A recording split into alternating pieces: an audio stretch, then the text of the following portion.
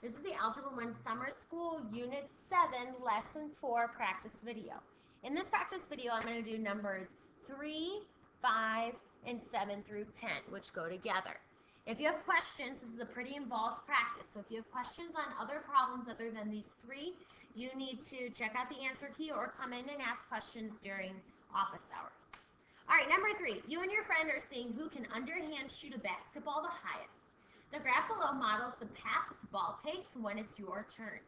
The x-axis represents the number of seconds since you shot the ball, and the y-axis represents the height of the ball. At what height do you throw the ball from? Well, that's the starting height, or the y-intercept in a lot of cases. That here is 0, 3, so you start from 3 feet. How many seconds is the ball in the air? Well, if you start at 0, the ball's in the air, it's in the air, it's in the air, until you hit the ground after 3 seconds.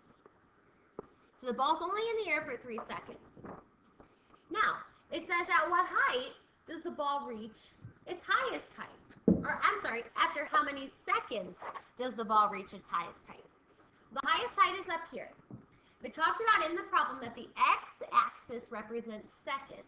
So that means the x value of the vertex is the seconds, which means that after 1.4 seconds, you get to the maximum height. How high did the basketball get there? Well, the y-axis represents the height. So that means 12.8 feet is the highest that the basketball got. Your friend was able to throw the basketball 14.6 feet in the air. Did you beat them or lose the competition? Well, if you only won 12.8 feet and your friend won 14.6, you lost the competition. You're not the better underhand shooter. All right, next we have number 5. You need a graphing calculator to do some of these, especially this one. You are jumping off of a trampoline in a friend's backyard. The height of each jump you take can be modeled by the equation -2t squared plus 5t plus 6. It says set your calculator with the following window. So the window's in the box here, and you're going to type in that equation. So you need to turn your calculator on. You need to go to y equals and type in the equation -2x squared plus 5x plus 6. Once you do that, then you go to the window and you're going to set it according to what the paper says. So it says the x minimum is 0, the x maximum is 10, the x scale is 1. The y minimum is -5, the x max is 10, and the scale is 1. Now I can hit graph, and I should be able to see a nice parabola. That models where you jumped. You jumped off of a trampoline, went up, and then came back to hit the ground. Let's see what questions they ask. They said, what height did your jump start from? Well, when I look at my calculator, that starting height is going to be my y-intercept. If I look at the table or the graph, at x equals 0, the output is 6. That tells me the y-intercept. So that means you start from a height of 6 feet. Okay.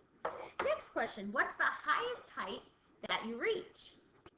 Well, to find that from my graph, I need to trace the maximum. So I'm going to do second trace, go down to number 4, and then I'm going to find the maximum here. So I'm going to bring my cursor so it gets up near the maximum, near the vertex. I need to be a little bit to the left of it. Now it's asking for the right bound, so I want to go a little bit to the right. And guess. It says the maximum, that's the y value here. That's going to be at 9.12 feet. That's your maximum height. All right, next. After how many seconds do you land on the ground? Well, landing on the ground, you're going to be looking for the x-intercept of your graph. You can just imagine that you're starting and you're going down to hit the ground. So that means you have to trace the 0. Remember, 0 is the same as the x-intercept. So I bring my cursor this time over towards the x-intercept, and I want to be to the left of the x-intercept. Now I go a little bit to the right, hit enter, and it tells me that my, oops, I don't think I hit guess, 3.38 is the x-intercept. So after 3.38 seconds, you will hit the ground. So you jump, you're in the air for 3.38 seconds, then you hit the ground. Finally, how high are you after 2.5 seconds? This is a really good one to use for the trace. Second trace, this is where we're going to use our value, and we're going to put in x equals 2.5. When I hit enter, it gives me a nice height of 6 feet in the air. All right, this last question, these last few questions, all go with a graph that's already done for you. At practice, Trent kicked a football standing on top of the student section. The graph shows his kick. At what height did he kick the ball from? That starting height is my y-intercept, which is at 80 feet. These are all multiple choice. What's the highest height the ball reached? Well, the highest height is the vertex at 144 feet. At what time did the ball reach its maximum height?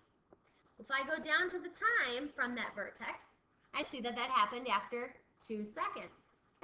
And finally, what time did the ball hit the ground over here? That seems to be after 5 seconds. All right, try some more of the practice. Let the instructor know if you have questions on any of these quadratic modeling questions. If not, make sure you understand linear and exponential modeling as well, and then you're ready to take your last unit test.